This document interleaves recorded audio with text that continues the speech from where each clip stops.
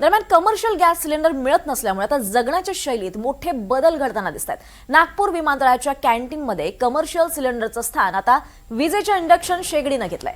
Commercial cylinder संपायला आला म्हणून इंडक्शन शेगडी अनबॉक्स करण्यात आली आहे आणि थोड्याच वेळात त्यावर चहाला उकळ्या येऊ लागल्या आणि त्यामुळे आता इथे भेट देणाऱ्या शौकीनांना काही पदार्थांना मुकावं लागणार आहे। याच बदलाचा आढावा घेतलाय आमचे प्रतिनिधी संजय तिवारी यांनी।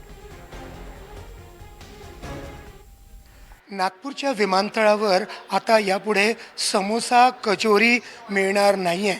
म्हणजे तुम्ही जर नागपूरला असाल, विमानतळावर असाल आणि तुम्हाला समोसा किंवा कचोरी खाण्याची इच्छा झाली तर ती आता इच्छा पूर्ण होणार नाही।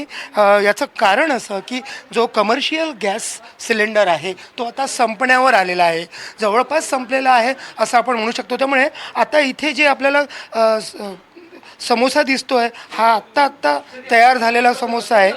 कचोरी आणि बाकी आलू बोंडा वगैरे जो विषय आहे आता हे शेवटचे आहेत, यानंतर हे दिसणार नाही। आणि कमर्शियल सिलेंडर मिळत नाही आहे, कमर्शियल सिलेंडरवरती बंदी आहे आणि त्यामुळे आता आपण पाहू शकतो की इथे जी तयारी आहे ती तयारी करण्यात आलेली आहे, पर्यायी व्यवस्था म्हणजे इंडक्शन।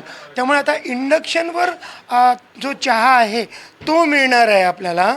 नागपूर विमानतळावर आता समोसे आणि कचोरी तर मिळणार नाही, पण चहासुद्धा इंडक्शनवर मिळेल। आणि ही नेमकी जी परिस्थिती आली आहे ती कशामुळे आलेली आहे आणि हे त्या परिस्थितीचा कसा सामना करतायत आपण साजन शुक्लांशी बोलूया। साजन भाई, क्या परिस्थिति है यहाँ पर?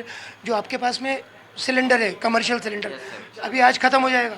जो स्पेयर अपने पास ऑलरेडी बचा हुआ था तो उसी में अपन यूज़ कर रहे हैं। इसके बाद हमने इंडक्शन लाए दो, एक किचन के अंदर है, एक ऑलरेडी अपन चाय के काउंटर पे रखते हैं।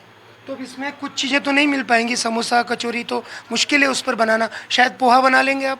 पोहा बनता सर, इंडक्शन में थोड़ा कम उसमें पोहा बनता है, मतलब कम बनाना पड़ेगा, ज़्यादा क्वांटिटी में नहीं हो पाएगा। उसमें पुलाव बन जाता है, पराठे बन जाते हैं।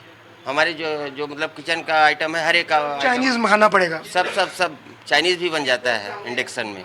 अपने को कोई प्रॉब्लम नहीं अगर इंडक्शन यूज़ कर रहे हैं तो। त्यामुळे आता कमर्शियल सिलेंडर तर मिळणार नाही आहे, पण तरीही आशा सोडलेली नाही आहे। जे ग्राहक आहेत त्यांना कसं तरी समजवू आणि बाहेरून कमर्शियल सिलेंडर मिळतो का तो पाहण्याचा प्रयत्न करू असं त्यांचं म्हणणं आहे। पण इथे आपल्याला माहिती आहे आता कमर्शियल सिलेंडरच्या ऐवजी इंडक्शनवरती चहा तयार होतो आहे आणि हाच चहा आता यानंतर ग्राहकांना घ्यावा लागणार आहे। व्हिडिओ जर्नलिस्ट विनय शुक्लासोबत संजय तिवारी, NDTV मराठी, नागपूर।